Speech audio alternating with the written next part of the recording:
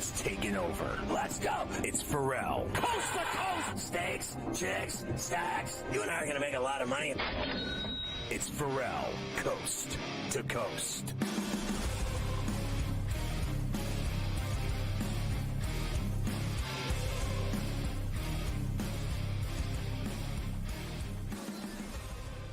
And we are back, Ferrall, Coast to Coast, hour number 2 here on SportsGrid at SportsGrid Radio. Carver High in for Scotty. Back tomorrow, of course, after the journey to Pittsburgh to watch the Steelers beat the Ravens yesterday, so he'll be all fired up when he gets back in. We got a lot of big college football this weekend as well.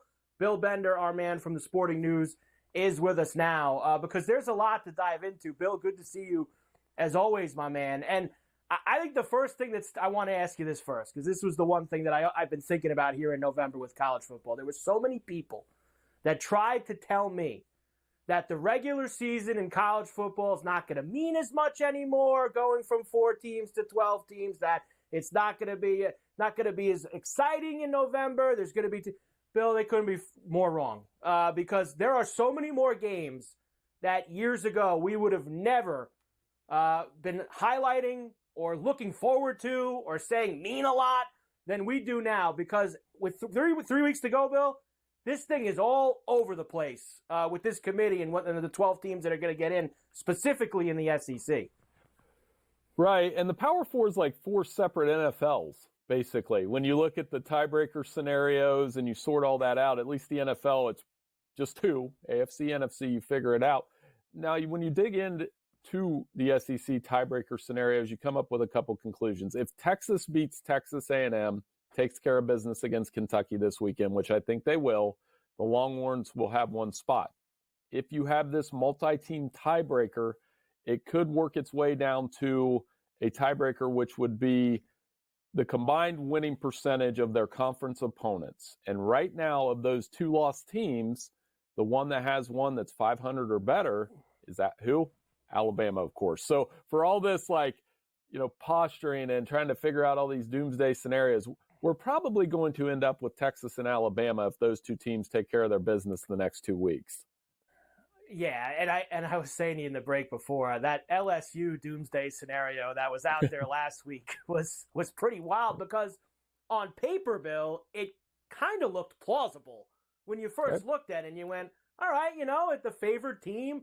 But as we've kind of gone to learn this year, especially even in the SEC, the whole favored team to win definitely is not how this year is going, especially in that league.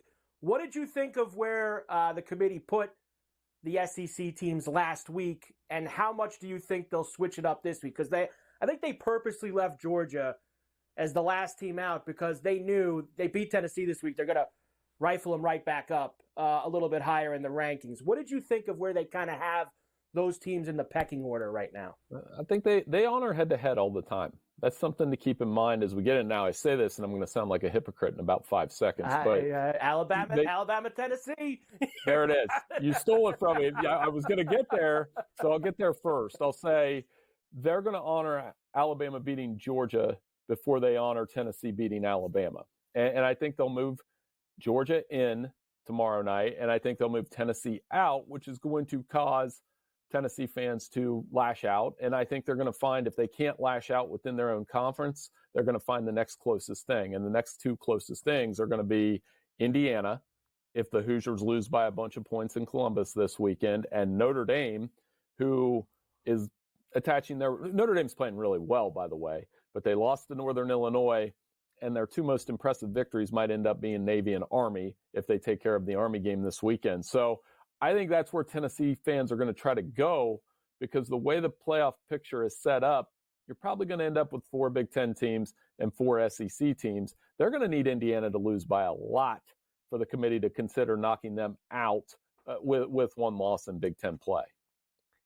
Yeah, I was kind of going to go there next, and I'm going to circle back to Notre Dame because I do want to bring them back up as well. Indiana, Ohio State is clearly the marquee game this week. Indiana has rode this 10-0 mark. Have they played anybody great? No, they haven't. They finally got a big test from Michigan last time out before they went on their bye. I think you said it perfectly. If they could stay within the spread, 20? Like, what is the number where Indiana has to prove to that committee that at 11-1, provided they beat Purdue in the last game, that they are more deserving than any of those other SEC teams who are going to have 2 or 3 losses, or a second, which I don't think is possible anyway, a second Big 12 or ACC team? Well, let me throw a score out to you. I went and watched, or you remember this game a couple weeks ago. If Ohio State beat Indiana the same way they beat Iowa about a month ago, it was 35-7. It was close at halftime, and then Ohio State pulled away. I still think Indiana would be fine just because Iowa competed for a half. And I kind of see that's what's going to happen on Saturday. I could see Indiana hanging around with Curtis Rourke.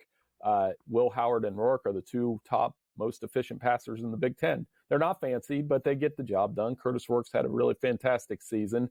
And I could actually see this being a little bit like an Ohio State-Michigan game where they go back and forth. The defenses control the tempo, and if they stop the run, one of those quarterbacks will make a handful of pass plays, and that will be that. But what they can't have happen is what happened to Michigan State a few years ago. Remember, they came into the shoe, Mel Tucker team, and I think it was 49-0 at halftime.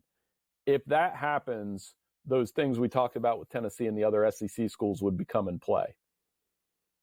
I mean, the book still has Indiana at minus 350 to make the college football playoff. So they think that the Vegas still thinks that they can get in, even with a loss to a team that's now 12.5-point dogs, too. That number's gone from 10.5 to 12.5 over the last couple of days for Indiana. Notre Dame, people used to cry all the time. They don't play in a conference. They shouldn't be in. They have an advantage. They don't play a conference championship game. This is when there was 4 teams, Bill. Now that there's 12, I'm starting to see it even more. I'm a Notre Dame fan. I usually defend by saying Notre Dame usually schedules at least 3 or 4 of their games pretty good, just like everyone else. It's not their fault this year that Florida State and USC, I'll even throw Louisville in there, aren't very good this year. I don't think it's fair to Notre Dame to do that to them. They thought those were going to be marquee games for them. Yeah, do you think they planned on Florida State being 1-8 or 1-9? No. I don't think so. And they schedule USC. They schedule across all the conferences. They've taken advantage of that ACC arrangement. And quite frankly, the last month or so, they've played well. They're really good on the defensive side of the ball. You can't throw on them. You have to earn every yard. And I kind of look at them as one of these top 10 defensive teams. If you look across most playoff projections, you're going to find 8 of the top 10 defenses in college football there from a scoring standpoint. So I think as we get into the college football playoff, some of these games might be fistfights, like 24-20, 24-17 type games. And in that setting, Notre Dame could win a game or 2 in the playoff. So I'm going to defend them here as long as they don't lose to Army, which is going to be an interesting game when you're going up nation's leading rush offense and a tough defense for the Black Knights. I think it's going to be a lot of fun. 4 Horsemen memories, look that up. But I like the Irish to win this week and finish 11-1 and possibly, depending on how it shakes out, get a home game in the first round. Yeah, that game at Yankee Stadium, too, against Army coming up here on Saturday night. So that should be very interesting. I got about a minute left, Bill. BYU loses this week. Colorado's on a big roll right now. Colorado, BYU, or does Arizona State, who people are leaving out, they're right in the mix here with BYU this week. I like the Sun Devils this weekend. I do. I think they win at home. BYU hasn't been there since 1997.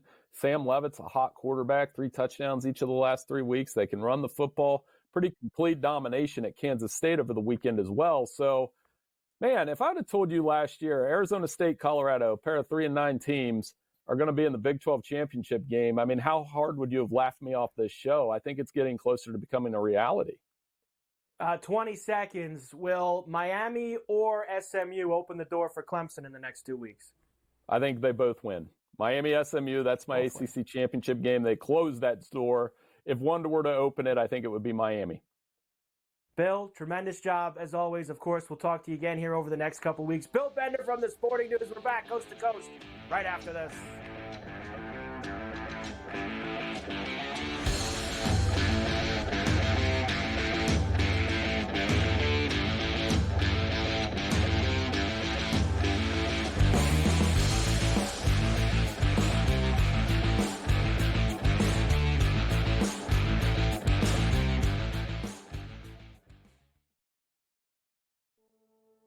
What else do you need in your life? Are you not entertained coming along with us here on the SportsGrid Network? They have regressed horrifically in the 3 years that he's been in charge. They are a disaster. They are a sinking ship. Casey, why you bugging? Who I must ask, did you see Caitlin Clark, by the way, Dubsy, nearly take a couple of people's heads off with her tee shot today? I mean, how great was that? I've never seen anything closer to Sharpin on the golf course until I saw that video of Caitlin Clark. They are anemic. They can't stop a runny nose. Their defense is as bad as the Jets. I don't know how anybody looks at the Jets and wants to lay anything with them except lay down and just, and die at this point here, Ben. The Jets will always jet. I hate them. Give me little sign up for everybody. In women. South Carolina. All right. Big favorite. Oh, no. In both. Kentucky gonna fall off that map, man. Don't worry about it. Flat Earth will fall right off, Kyrie Irving style. Yeah. It's the Dallas Cowboys, and they're ran like a Pee-wee football team. Yep. I can't believe this. Like people enjoy saying Knickerbockers.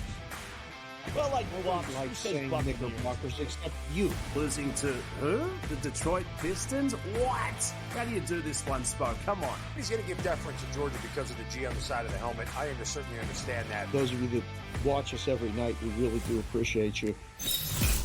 Only on SportsGrid.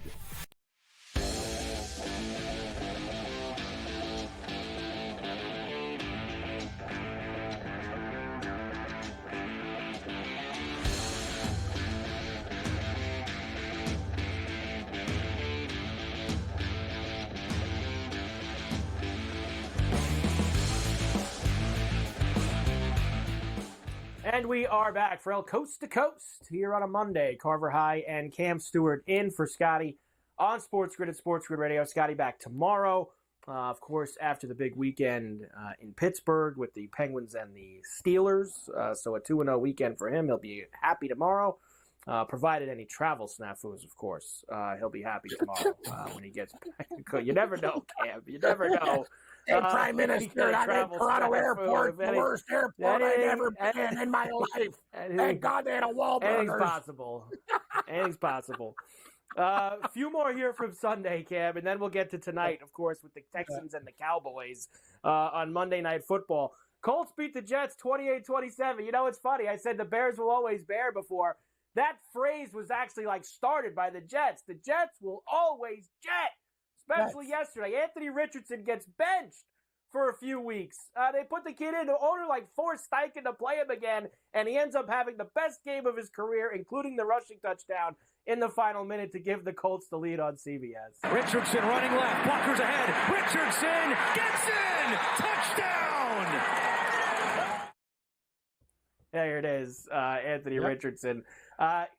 Jet will always jet, Cam. 3-8 this year for the Jets. 3-8. I can tell you, Carver, I told you I did some smart things this year. Betting on the Jets to win a lot of games was very stupid. Oh, you were one of those guys, huh? You were a believer. I like the Bills to win the division, but the Jets to come second. And I'm just I knew Aaron Rodgers was declining as an athlete, but I didn't see it happening this quick. I didn't see the train wreck that was this season because I like Breece Hall in that defense, but when the defense is on the field all the time, who cares? And these guys find new ways to lose. Hey, karma's interesting. You fire Salah, now you got one of the worst defenses in the league. When he was there, it was the best. Bill Belichick said, it ain't his fault. It's the rest of the guys' fault. He was right. Salah was the right man for the job. Everybody's screwing up. Not good with interviews, though. You know, I think that obviously he was real bad with the media. But I think that that's the thing that, when you look at it, it's the defense that has caused the Jets to get into the situation that they are now presently in.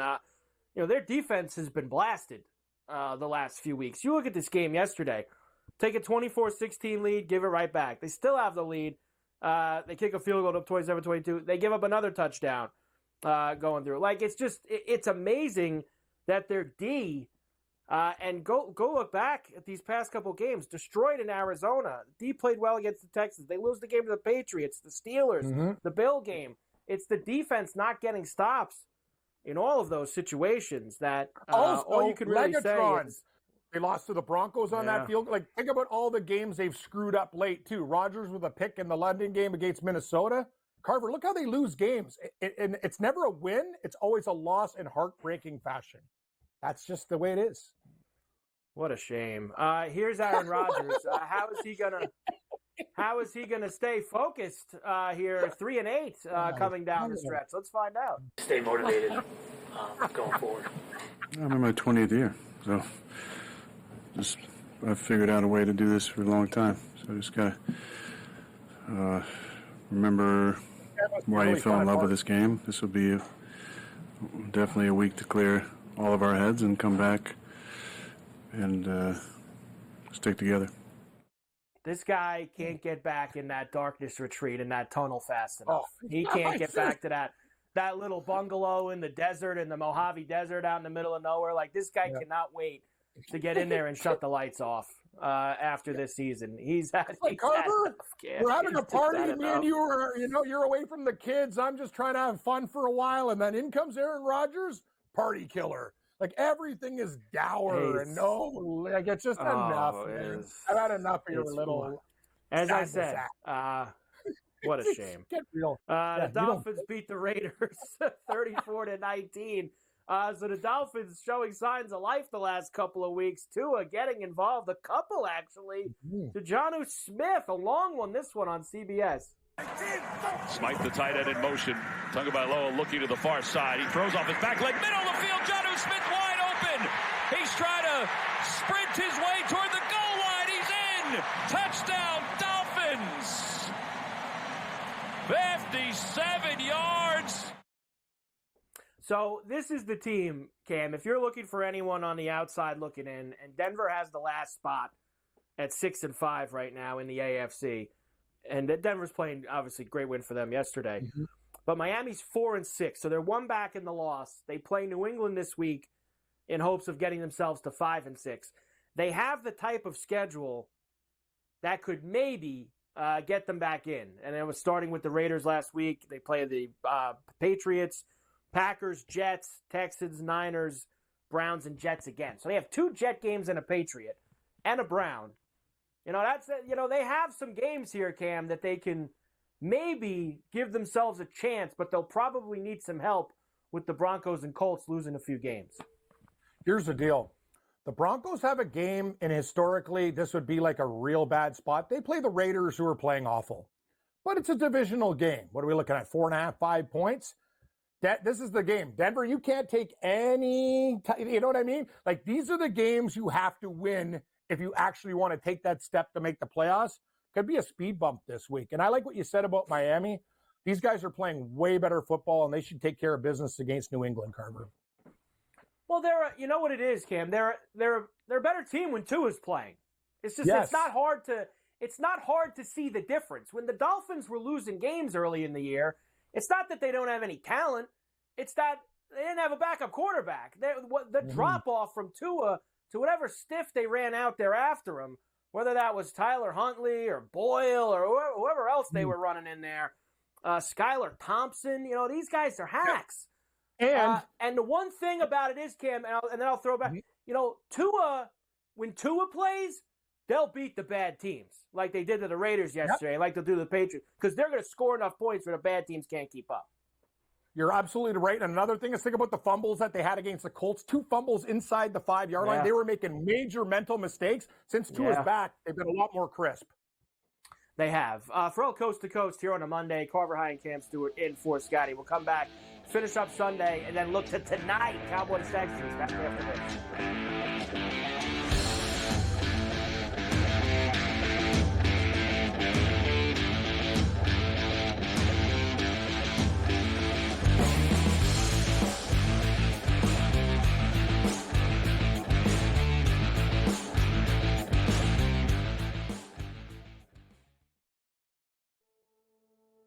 What else do you need in your life? Are you not entertained coming along with us here on the SportsGrid Network? They have regressed horrifically in the 3 years that he's been in charge. They are a disaster. They are a sinking ship. Casey, why you bugging? Who I must ask, did you see Caitlin Clark, by the way, Dubsy, nearly take a couple of people's heads off with her tee shot today? I mean, how great was that? I've never seen anything closer to sharping on the golf course until I saw that video of Caitlin Clark. They are anemic. They can't stop a runny nose. Their defense is as bad as the Jets. I don't know how anybody looks at the Jets and wants to lay anything with them except lay down and just, and die at this point here, Ben. The Jets will always jet. I hate them. Give me Duke minus a 6.5 tonight. Now we live in a society. Oh, it's not fair. We need 12 teams. It's not fair. We're going to have 16 teams, 24 teams. What the hell are we doing here? I think UConn actually wins the national championship if they can stay healthy. Little side note for everybody. In women, South Carolina, all right, big favorite. Oh, no. In both. Kentucky gonna fall off that map, man. Don't worry about it. Flat Earth will fall right off, Kyrie Irving style. Yeah. It's the Dallas Cowboys, and they're ran like a Pee Wee football team. I can't believe this. Like people enjoy saying Knickerbockers. Well, like saying Knickerbockers, except you. Losing to who? The Detroit Pistons? What? How do you do this one, Spoke? Come on. He's going to give deference to Georgia because of the G on the side of the helmet. I certainly understand that. Those of you that watch us every night, we really do appreciate you. Only on SportsGrid.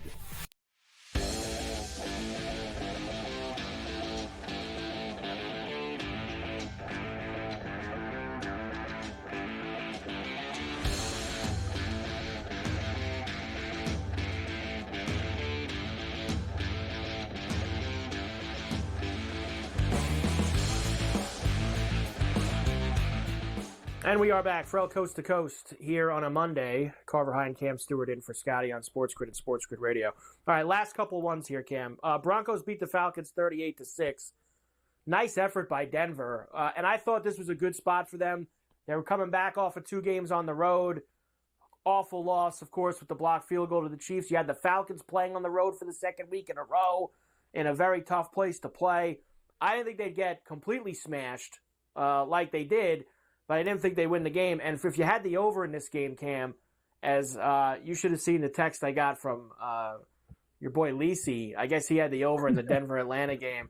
And he basically wants to drive down there and go after Raheem Morris, who had the ball driving with like 8 minutes to go and just ran the ball and ran the clock out and decided he didn't want to score any points. So that was very upsetting if you had the over in the Denver-Atlanta game. I was on the Falcons. Good point. Hey, know what the best is? Know what I went with this week, Carver? It's actually hilarious. So I do these best bet shows with like Mayo and other guys. 0-3 on best bets, 9-1 with all others.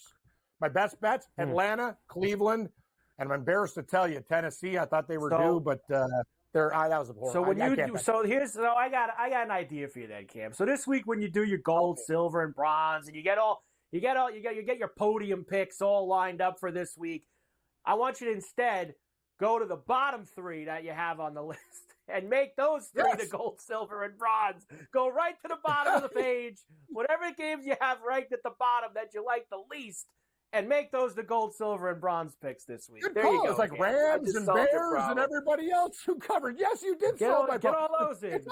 Yes.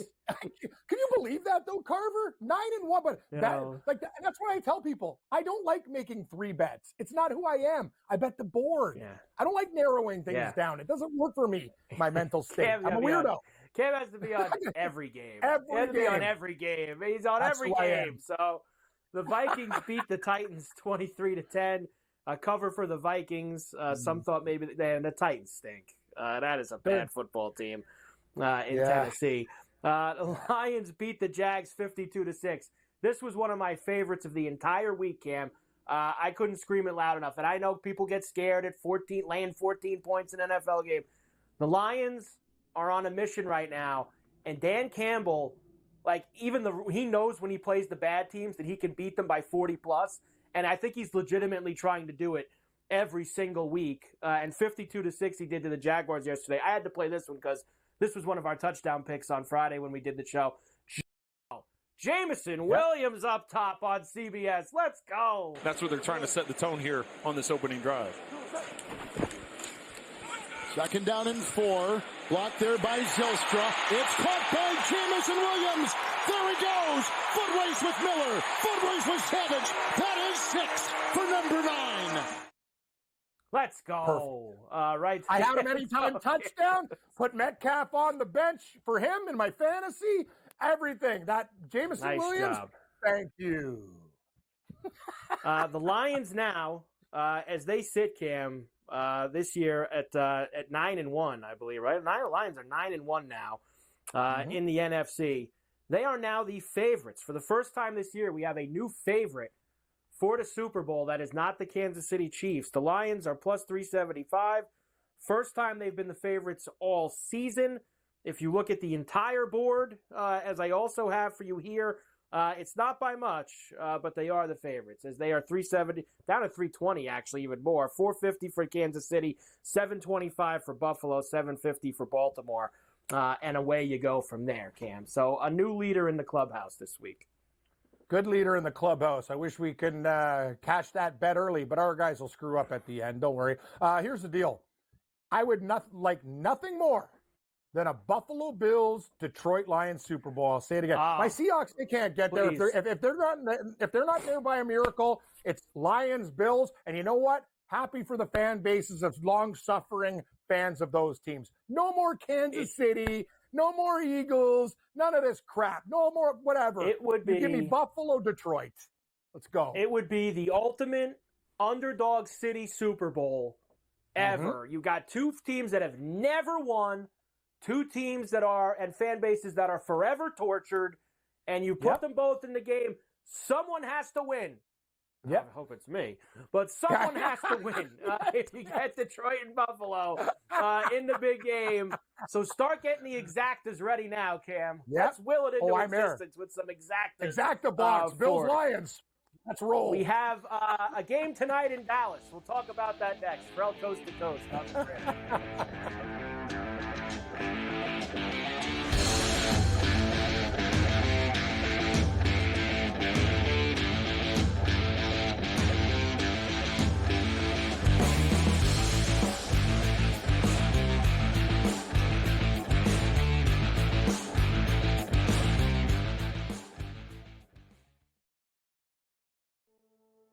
What else do you need in your life? Are you not entertained coming along with us here on the SportsGrid Network? They have regressed horrifically in the 3 years that he's been in charge. They are a disaster. They are a sinking ship. Casey, why you bugging? Who I must ask, did you see Caitlin Clark, by the way, Dubsy, nearly take a couple of people's heads off with her tee shot today? I mean, how great was that? I've never seen anything closer to sharping on the golf course until I saw that video of Caitlin Clark. They are anemic. They can't stop a runny nose. Their defense is as bad as the Jets. I don't know how anybody looks at the Jets and wants to lay anything with them except lay down and just, and die at this point here, Ben. The Jets will always jet. I hate them. Give me Duke minus 6.5 tonight. Now we live in a society. Oh, it's not fair. We need 12 teams. It's not fair. We're going to have 16 teams, 24 teams. What the hell are we doing here? I think UConn actually wins the national championship if they can stay healthy. Little side note for everybody. In women, South Carolina, all right, big favorite. Oh, no. In both. Kentucky going to fall off that map, man. Don't worry about it. Flat Earth, they fall right off, Kyrie Irving style. Yeah. It's the Dallas Cowboys, and they're ran like a Pee Wee football team. I can't believe this. Like people enjoy saying Knickerbockers. Well, like saying Knickerbockers, except you. Losing to who? The Detroit Pistons? What? How do you do this one, Spock? Come on. He's going to give deference to Georgia because of the G on the side of the helmet. I certainly understand that. Those of you that watch us every night, we really do appreciate you. Only on SportsGrid.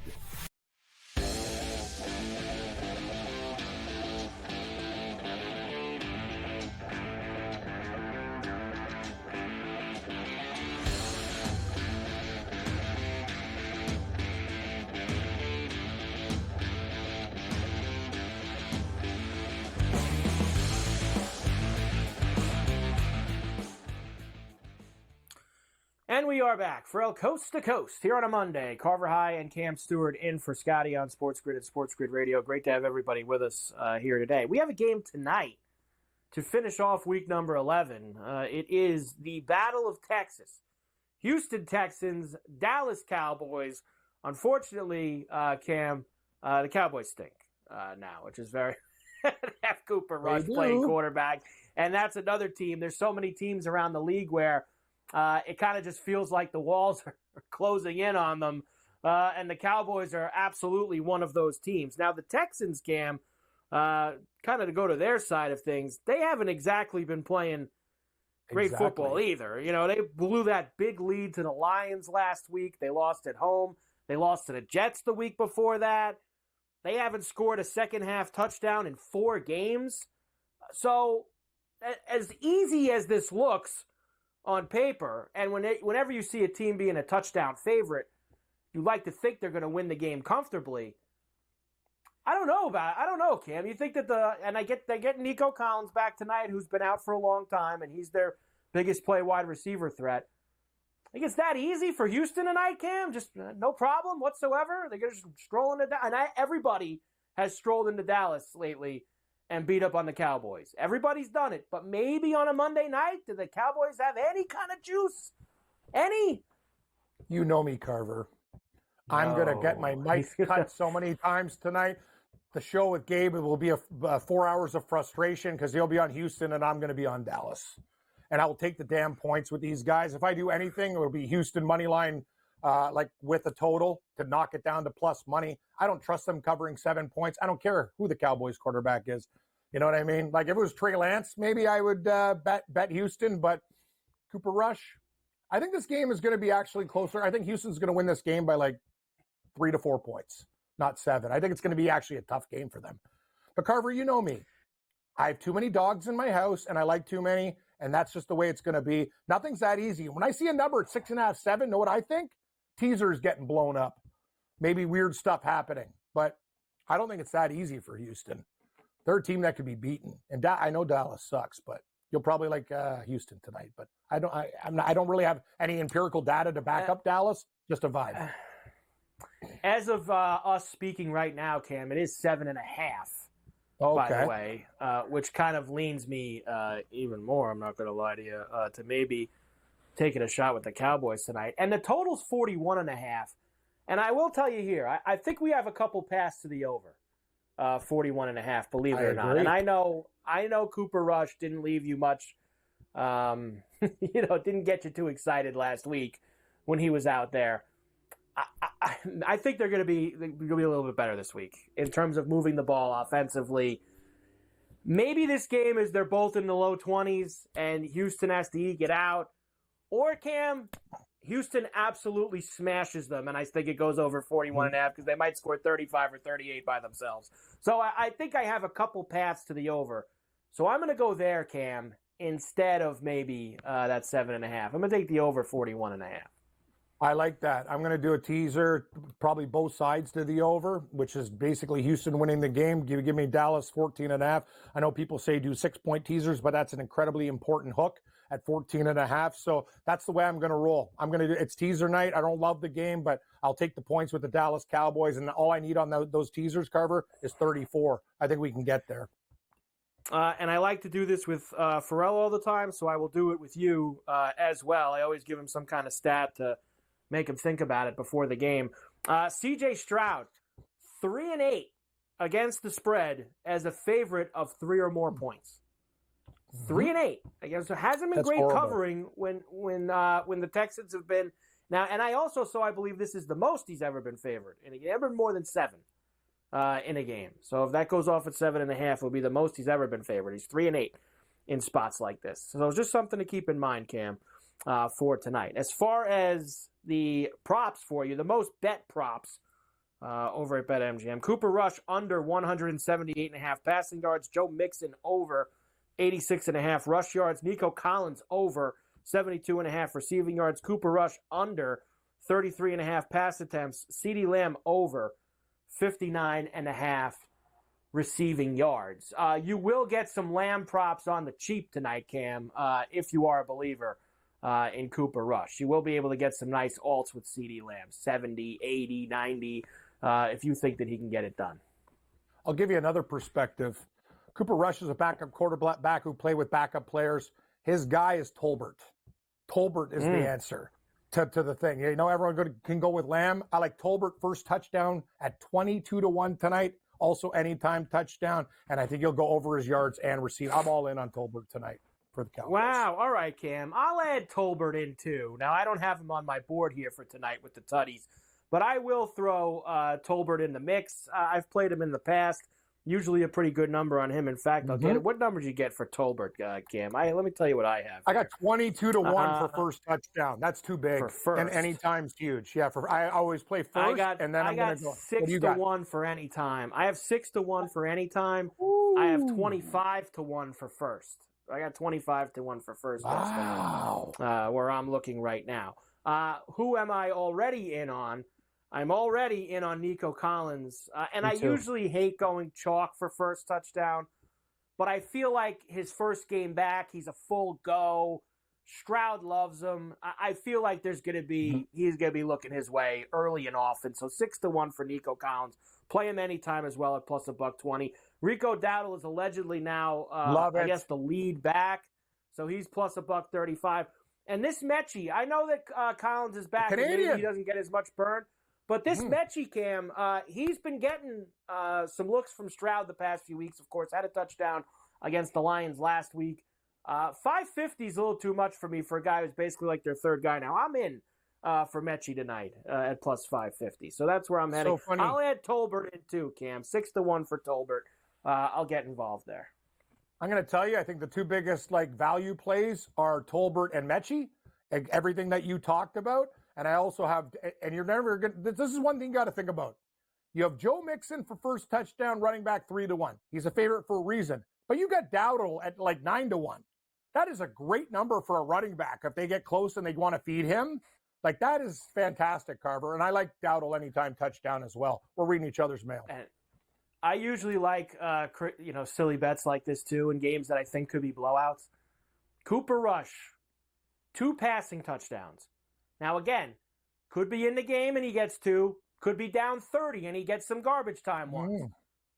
4-1, plus 400 for him to throw 2 tutties tonight. So I kind of like that too, Cam. It's a good price.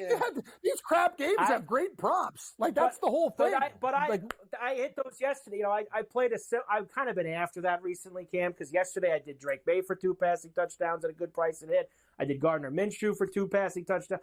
I like taking the dog quarterback to have 2 touchdowns if it's a plus money number because they're going to be down in the game, and there's a chance they might even get blown out in the game. And what are they doing if they're getting blown out, Cam? They're throwing the football. Could they get pulled? Sure, they could get pulled. You lose. But I'll take my chances, and that happened yesterday. Minshew and May both threw 2 touchdowns. We'll try it again. And look at that, Cam. It went to 390 as I was sitting here saying it. So somebody ran out. Good for you. Carver's ran out and got numbers. 390. Right? Yeah, right. Yeah, I'm moving numbers. Sure. You and Diamond Joe Lisi. Yeah. Joey Carver, bet it. Yeah. All right, we'll come back. I have one more NFL note for you, and then we'll get into some of this college football. We have NBA to do. We have hockey tonight to get to. Ferrall Coast to Coast on a Monday. Carver High and Cam Stewart in for Scotty. We will come back. Lots of huge college football games from over the weekend. Lots of implications. Of course, we'll get the new college football playoff ranking coming out tomorrow night. Let's see what happened. We'll hear from Dion, too. I got Dion for you today, Cam. We'll do that when we come back.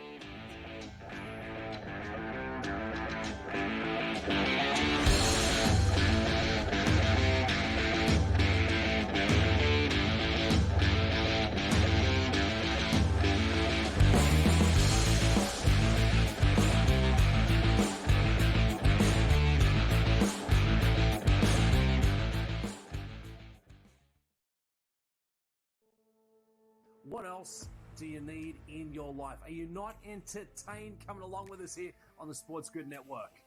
They have regressed horrifically in the 3 years that he's been in charge. They are a disaster. They are a sinking ship. Casey. Why are you bugging? Who I must ask, did you see Caitlin Clark, by the way, Dubsy, nearly take a couple people's heads off with her tee shot today? I mean, how great was that? I've never seen anything closer to sharping on the golf course until I saw that video of Caitlin Clark. They are anemic. They can't stop a runny nose. Their defense is as bad as the Jets. I don't know how anybody looks at the Jets and wants to lay anything with them except lay down and just, and die at this point here, Ben. The Jets will always jet. I hate them. I hate them. I hate them. Give me Duke minus a 6.5 tonight. Now we live in a society. Oh, it's not fair. We need 12 teams. It's not fair. We're going to have 16 teams, 24 teams. What the hell are we doing here? I think UConn actually wins the national championship if they can stay healthy. Little side note for everybody. In women, South Carolina, all right, big favorite. Oh, no. In both. Kentucky going to fall off that map, man. Don't worry about it. Flat Earth, they fall right off, Kyrie Irving style. Yeah. It's the Dallas Cowboys, and they're ran like a Pee Wee football team. Yep. I can't believe this. Like people enjoy saying Knickerbockers. Well, like saying Knickerbockers, except you. Losing to who? The Detroit Pistons? What? How do you do this one, Spock? Come on. He's going to give deference to Georgia because of the G on the side of the helmet. I certainly understand that. Those of you that watch us every night, we really do appreciate you. Only on SportsGrid.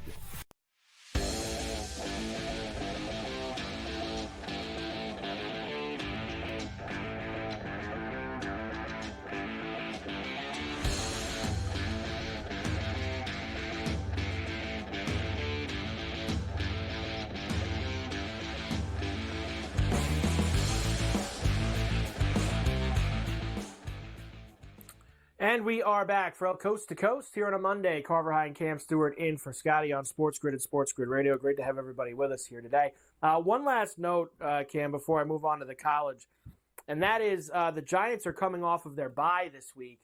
And with everybody back in the building today, there was plenty of news that they did make. The Daniel Jones era in New York is seemingly finished. It does not look like you will see any more of him. He is being benched. But interestingly, and this has caused a bit of a stir in the New York area today, Cam, is that it is not the guy who's been the primary backup, the guy who they spent $5 million on this year to be the backup, Drew Lock. Instead, it will be Tommy Cutlets, Tommy DeVito, who last year became like a cult hero amongst Giant fans in a miserable season with how well that he played. He will get the start Sunday at home against Tampa. Now, we obviously see what's going on here, Cam. The story came out last week during their bye week. If Daniel Jones gets hurt between now and the end of the season, and he's hurt on March 1st, March 8th, whatever the year date is, they got to still pay him $26 million bucks next year. Obviously, they're going to be able to get out of paying him and get him off the team, provided he is not injured before then. So this is like last year. We saw Denver do this with Russell Wilson. We've seen stuff like this in the past. So this guy's finished, Cam. He's not going to play anymore. I believe going to DeVito is squarely one thing. They need to keep the fans even slightly interested over the last 7 games of the season. And I think the owner and the team itself saw how much people rallied around that kid last year. And I think they want him playing for that reason, because they want to give the fans something to be even somewhat excited about, because there's been nothing else to be excited about. You're absolutely right, Carver. You nailed it on the head. Everything you said. Big Italian community. I already got Johnny Roast Beef in the crew saying, hey, it's DeVito time with the Italian flag. His agent kind of looks like a sketchy bookie that you'd meet at a local hockey rink. He's got to clean, he's got to do a little bit better. Like, honest to God, dude, I look at that guy and go, he's going to steal my wallet and watch. But I'm down with DeVito. They're going to show up this week. I like the points with the Giants. I think this is a good time to show up. I know Tampa Bay, one of those teams, I think the Giants are actually going to play well and try. And know what the thing is, Carver, you brought it up. Play too well. You know what I mean? And screw it up. But I'll take the points with the G-men. I know they're better on the road than home, but that's the play for me with Tommy Cutlets. Yeah, that's actually the play for me too, because we saw this kid come in last year. and he made some noise. And in fact, he actually prevented them from getting Drake May or Jaden Daniels, the guys that they coveted so much in that offseason Hard Knocks. So it is what it is. I guess they're grasping at whatever they can. But one thing is for sure, there'll be no more Daniel Jones there for the New York Giants for the rest of this season. All right, Cam, let's do some college here from over the weekend. Tons of huge games on Saturday that we had as we get ourselves a little bit closer to the playoffs. And the playoffs this year are 12 teams, which is absolutely awesome. Georgia, who got bumped out last week of that college football playoff, at home against Tennessee on Saturday night, 31-17. Huge week for them. Now, I'm not a big Kirby Smart fan, Cam. Let me preface this by saying that I don't particularly care for this guy. And this act that he's about to pull with you, with the whole no one believed in us and everyone had us for dead and all. This guy needs to calm down. Here's Kirby Smart after they beat Tennessee on Saturday night. Our kids show resiliency. I'm proud of them. Look, it was a week ago, a couple hours that we were dead and gone. You know, people had written us off. It's hard to play in this league week in and week out on the road.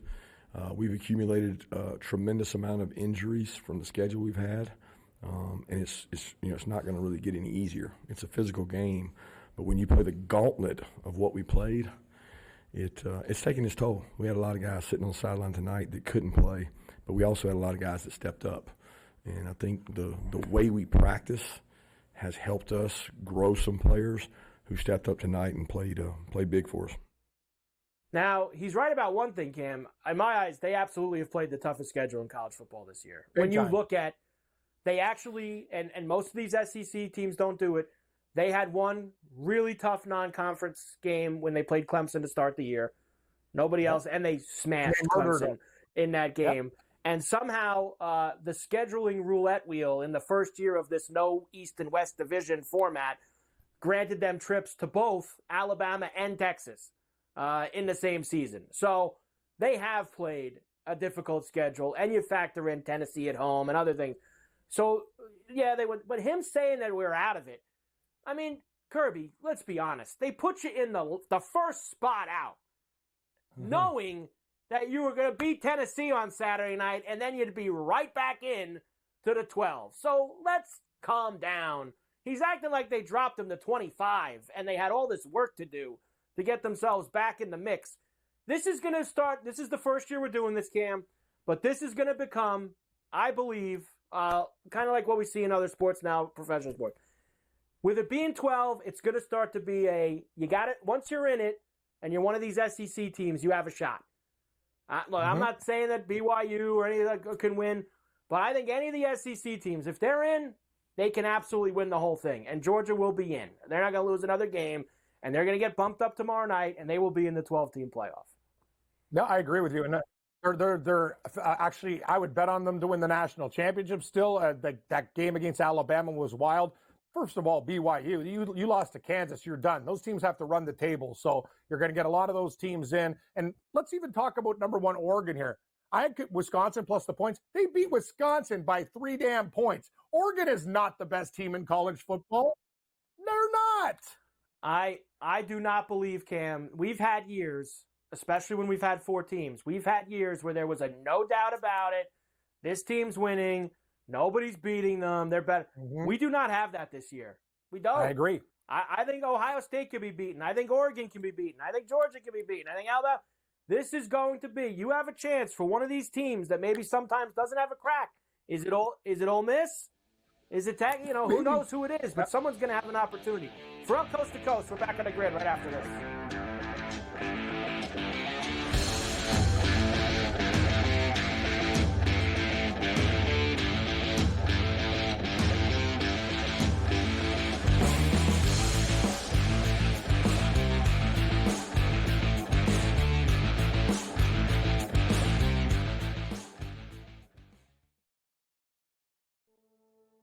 What else do you need in your life? Are you not entertained coming along with us here on the SportsGrid Network?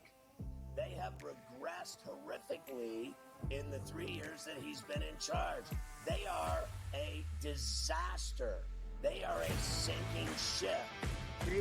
Casey, why you bugging? Who I must ask, did you see Caitlin Clark, by the way, Dubsy, nearly take a couple people's heads off with her tee shot today? I mean, how great was that? I've never seen anything closer to sharping on the golf course until I saw that video of Caitlin Clark. They are anemic. They can't stop a runny nose. Their defense is as bad as the Jets. I don't know how anybody looks at the Jets and wants to lay anything with them except lay down and just, and die at this point here, Ben. The Jets will always jet. I hate them. I hate them. I hate them. Give me Duke minus a 6.5 tonight. Now we live in a society. Oh, it's not fair. We need 12 teams. It's not fair. We're going to have 16 teams, 24 teams. What the hell are we doing here? I think UConn actually wins the national championship if they can stay healthy. Little side note for everybody.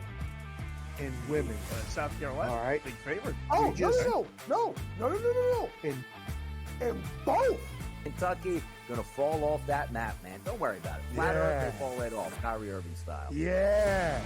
It's the Dallas Cowboys, and they're ran like a Pee Wee football team. I can't believe this. Like people enjoy saying Knickerbockers. Well, Nobody likes saying Knickerbockers except you. Losing to who? The Detroit Pistons? What? How do you do this one, Spock? Come on. He's going to give deference to Georgia because of the G on the side of the helmet. I certainly understand that. Those of you that watch us every night, we really do appreciate you. Only on SportsGrid.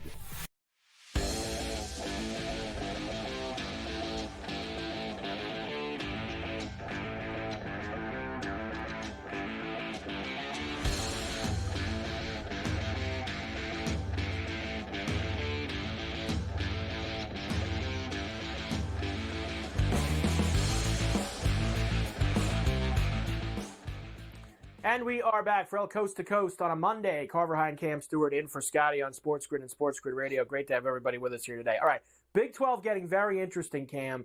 And as me and Bill were saying earlier when Bill Bender was with us, it's probably going to be just one team from the Big 12 is going to get in the college football playoff. But, man, it is going to be a knockdown fight to try to figure out who exactly that's going to be. BYU lost their first game late night on Saturday, 17-13 to Kansas.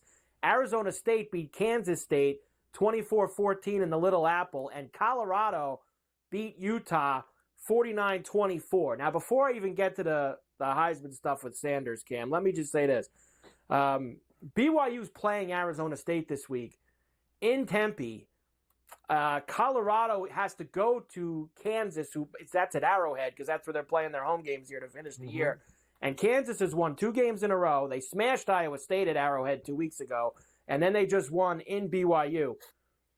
This could get even crazier by the end of this week because I think that Arizona State's going to beat BYU on Saturday afternoon in Tempe. And Colorado's playing great ball, but I'll take Kansas. Kansas, and remember something. Kansas was a team that before last year people were high on, and Jalen Daniels never played.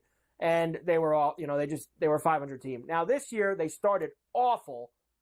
Now Jalen Daniels suddenly playing well. And listen, he was a preseason offensive player of the year guy. And now he's playing well and Kansas is winning games. That is not going to be a walk in the park for Colorado at Arrowhead this Saturday, Cam. It is not.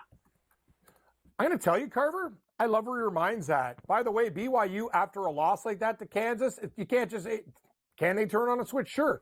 But look at Arizona State. They're 5-2 in the conference, and they're at home. So I think BYU loses that game. And I hate to tell Colorado, sure, you beat Utah and blah, blah, blah. Utah was in that game for a while. I'm telling you, you do not want to play the Kansas Jayhawks right now. I'm calling upset, Carver. I'm betting Arizona State, and I'm taking Rock Chalk Jayhawk. I think you're doing the same. I think I absolutely am doing the same, to be quite honest with you. Now, and realize this, too. Colorado's been winning big every week. They are only 3-point favorite in Arrowhead. Correct. Only 3-point favorite in Arrowhead. That says it all to me right there, Cam. They know Kansas can win this football game. And Arizona State's a 3-point favorite. BYU, you just said BYU turning on. They're not exactly Ohio State. I mean, they were having a good year. But they are not a preseason BYU big-time should have team, lost to Joe BYU. Ranieri's Oklahoma State team. They won on the last play of the game against one of the worst teams. They're not that good. I agree. They find ways to win. Good. It's like they're getting out. I'm telling you, Arizona State, if they just show up in that game and want to win, they're winning that game for fun. I think Arizona State's got a good crack here to maybe get into this title game and still cause some noise. All right, Agreed. on the Heisman side of things, here's Deion with Colorado, and I will not disagree with it. Travis Hunter has been awesome, and I'll give you the numbers after Deion talks. He's now he's pulled away from everyone. He's the favorite to win the Heisman. He's been outstanding. But Deion's still I don't know why Deion gets so upset, and maybe it's because I don't understand it either. The team's not getting as much juice as they did last year, and they're actually good this year. But for him to say the Heisman race was over in September, it's a little too much, and that's probably why people can't take it. Here's Deion talking about Hunter. I ain't been sit up here and get no message, Heisman voters is undecided. If they can't see, they can't see. I mean, it is what it is. I mean, Travis is who he is. He's supposed to go to the best college football player. I think that's been a wrap since, week 2? So we ain't petitioning for nobody. We ain't doing that. We got a wonderful display of cameras here, and I think we on national television every week. If they can't see it, there's a problem. Don't allow their hatred for me to interfere with our kids' success. They got to stop that. Y'all got to stop some of y'all like that. Y'all got to stop that, man. Give the kids what they deserve, man. I done had my turn. You had, I played 14 years. You had 14 years to hate me. Now let it go. Is he, I guess he's trying to insinuate, Cam, that he thinks that people aren't going to vote Travis Hunter for the Heisman because they don't like him? That's what they, nuts. Is he think that people are that? I mean, no. Could there be one or two people out there of the 1,500 people who have votes for that award? Could they be one or two? Sure. Are the majority not voting for him because of Deion? No, I do not believe that. I don't believe that whatsoever. You got to put it away. Travis Hunter's a two-way player. And I do think he's going to win. He's an amazing dude. Yes, I do too. And I think he is going to win the Heisman. Yeah. It's not about Deion. It's about Travis Hunter being amazing. That's what it is. I know. Okay, Deion. Hour 3 next. Ferrall Coast to Coast on the Grid. We're back after this.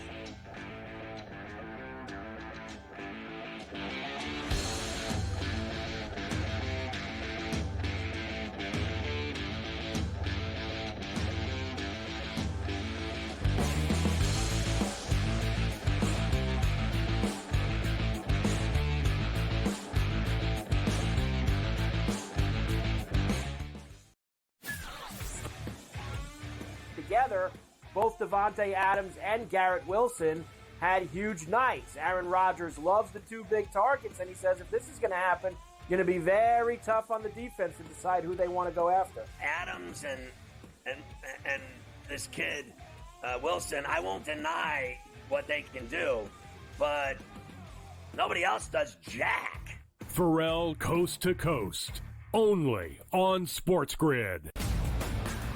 Grandma Bear, who owns the football team, probably comes in, gives a little, oh, man, you're such a good little boy out there. Congratulations, the way you coach this football team. I'm never going to fire you. Quarterly, I missed you. Pinching your own cheek? As I was looking down and did not know we were getting. Oh, Donnie, you got such a good show there with that guy named Ben.